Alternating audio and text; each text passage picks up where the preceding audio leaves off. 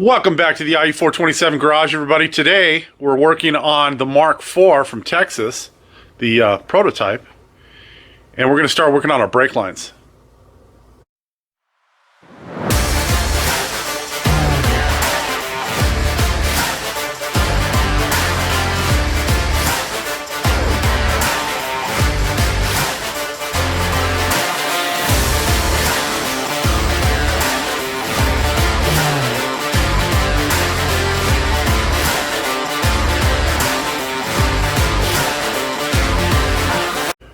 All right, welcome back, everybody. As I said, brake lines today. Now, I'm going to preface this by saying that if you don't have a brake flaring tool, then you can do all your brake lines on a Factory 5 Roadster coupe.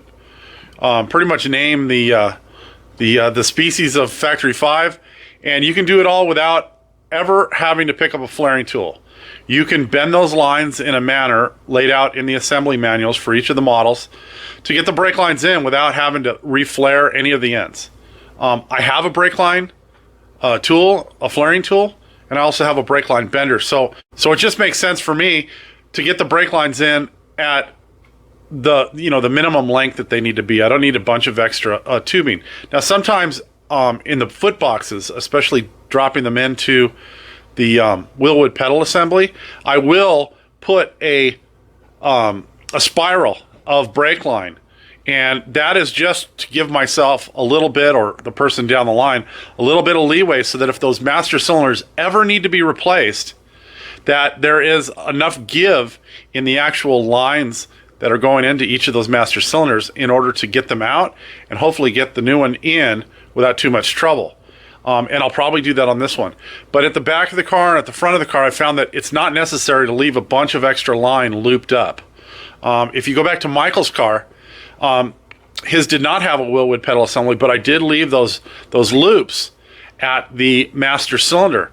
And one reason for that is it uses a different type of flare going into those metric master cylinders that were used on the later Mustangs. They use what's called a bubble flare, and although you can get them to seal multiple times, sometimes they won't seal past the first time, and so you're forced to cut the line off, make a new bubble flare, and then go ahead and terminate that new bubble flare into the master cylinder. So that's why I do it there, and I've kind of explained the reason why I do it inside the pedal box on the wheelwood pedal assembly. So let me show you what I've been up to so far. Now this may not be the way these finally go in, because I'm going to actually put the wheels and tires that go on the car back on here temporarily to make sure it clears everything. And I'm going to do that once I put the emergency brake cables in too, because it's just so much easier to do it as you go rather than get to the end and realize that something's rubbing on a tire. So here's what I got.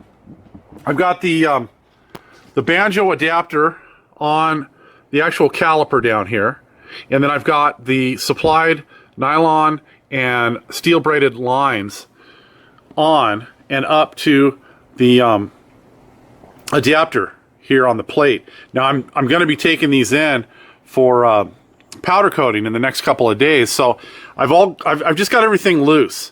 I just want to make sure everything fits, and so that's why you see I've only got these on with a couple of Clecos, and everything's just kind of loose fit right now. But if you look up here, I don't know if you can see it from here. It's going to be kind of tough. I've got an offset in the line, the brake line coming out of here, where it just goes straight across. It offsets up to the bottom of these 1-inch tubes that make up the trunk bottom or trunk floor. And I'm going to put a couple of straps in there so you can see it a little better here. Nah, it's just tough. Everything just looks like a different bar in place. Okay, so can you see it here? It's right here. So here's the brake line, and you can see it makes this nice gentle S bend and then into the back of the adapter over here. So I'll go over this again a little later when I get farther along with the brakes, but there's also a T-fitting over here, and that's to tie it into the line that goes to the front of the car. So same thing over here. I've got it in with a couple of Clecos. I've got the braided line into the caliper. and into the banjo adapter. And so I'm just going to continue working on this. The next line I'm going to do is probably going to be from the T here down the chassis and towards the front of the car. So I don't know if you guys can hear that, but it's raining pretty hard outside right now. But anyways, it's a nice day to be in the shop, and it's nice and warm in here, so I'm not going to complain. So I will catch up with you when I've got a little bit more to show you, and we'll keep moving along on the brakes for our prototype. All right, everybody, it is the next evening. I've been at it for a few hours. I've managed to get a couple of things done on the car.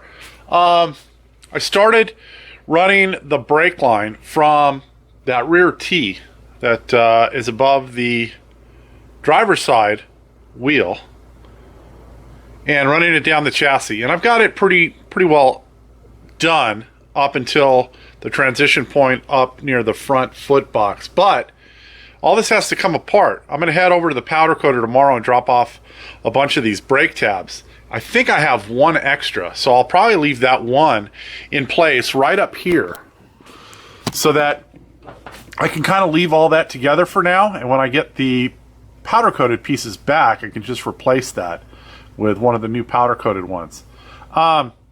Regardless, you can see I made the transition right there, and I've got the 3/16 brake line running down. You can see some of my witness marks on the line. Down and onto the chassis right here.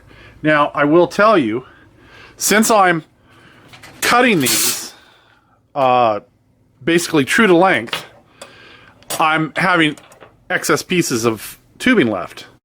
So what I did is I installed a fitting on there, just a fitting that I had left over from something else, threw it on there so I could use it as a test piece, and then I took this piece of tubing and I bent it until it fit where I needed it to up here, and then I used it as a pattern to lay out the piece that actually ended up on the car. So doing it this way, for me anyways, really helps in the areas where you've got multiple bends and you only want to do it once and you don't want to waste any of this tubing.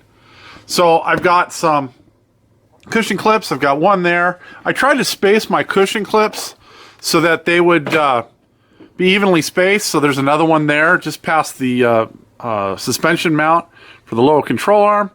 There's one right there. And then I've got one over here that's just kind of hanging out right now. I do have the hole drilled for it, but you can see I'm going to have to put a union right there. And then what I'm going to do is I'm actually going to put a hole in the bottom of the foot box somewhere back in here. And then I'm going to take that brake line up into the foot box behind the accelerator pedal, just like we did on the 25th anniversary car, and then up and over into our master cylinder. So by doing it that way, I keep everything away from all the heat that's going to be generated by the headers in the front, because I don't want that line running right next to the headers. And the front brake line will actually run high enough up so it doesn't get as much radiated heat from those headers as it would if it was, you know, right on the front of the foot box like the rear brake. So that's where I'm at today. Oh, and you can see I got the bottom of the foot box, basically the foot box floor in place, and that is so that I can get that brake line run up through the floor. So I'll pull this all off tomorrow, probably when I get home from work. I'll get it siliconed, and I will get it pop riveted into place because it's not going anywhere. It's going to be right where it's at. I might try to test fit the side piece just to make sure that if any adjusting needs to be done on this side panel, I'll do that before. But like I said, the floor is going to go where the floor is going to go, so you really don't have a whole lot of options with that. Let me give you a little bit of warning.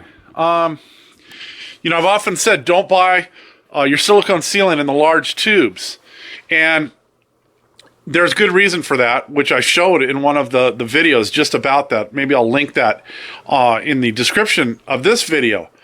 But here's the other thing. On panels like this, where it'd be nice to use black silicone, you really have a hard time sometimes finding black silicone in those smaller tubes. And you have to remember, black silicone isn't sold in the volume that clear and white silicone are sold. So that silicone that you're getting off the shelf in that big bottle may have been sitting around for a while. And the longer that stuff sits, the more problems you're going to have with it. So I started to put the first few panels on this car with a tube of black silicone that this car owner had bought. The problem is, it won't harden. The silicone will not harden. It just stays liquid. It will not harden. And the shop is heated. Now, granted it's wintertime and things take longer to dry. But I actually took and I ran a bead of it on a piece of the backing for the foil tape that I had here in the shop. And so I laid a bead out on there and I let it sit overnight. Then I let it sit for another night. I let it sit for 4 nights. And it still hadn't skinned over. It was still just liquid. It didn't want to cure. So that's just a little bit of warning for you. If you run into that with the small little tube, it's not a big deal. You're only wasting that small tube. Granted, it costs more money. But I've just had some poor luck in the construction industry and building the cars with those larger tubes. If you're not buying something off the shelf that has a lot of turnover that they're constantly replacing, just beware. That tube of silicone you may be buying may be bad. So there's really no way to test it in the store to see if it's any good either. Now, you can try to take it back, once you find out it's bad. But for me, it's not an option because I didn't buy the silicone. It came with the kit when it was delivered. So just beware, guys. I will catch up with you tomorrow night. I'm probably going to be working on that brake line, getting it into the foot box and sealing up the bottom of that foot box. So I'll see you tomorrow. All right, it's tomorrow, everybody. I'm working on the front brakes, and as luck would have it, the powder-coated parts that I dropped off just 3 days ago were ready. And so I picked them up last night after work. So what that enabled me to do was to get all of my brake fitting brackets that make up the transition point between the hard and soft lines. I got to get all those put in, well, in the front of the car anyways, last night. So I'll show you that. And I got the front brake line run where it's going to stay. And I had to make some concessions for our front mount battery box. And so therefore it doesn't fit quite like it would be fitting if I did it according to how Factory 5 shows in the assembly manual. But that's okay because I'm using a different style of T-fitting in the front anyway. So I think it's going to work out just fine. So let me, I'll show you the brake line while I've got the car up in the air, and then I'll lower everything down. I'll kind of show you the path in which I'm going to take to get this back towards the master cylinder so that we can get that tied in. And then that may be where we finish this one off. We'll see. All right, here you can see that I've got our brake tab installed inside the frame rail right here. And I've got it pop riveted on with 2 black 3/16 inch pop rivets, so it's nice and clean install. And then I've got our brake line coming out of it, and then 90 in towards the front of the car, and then down the side support.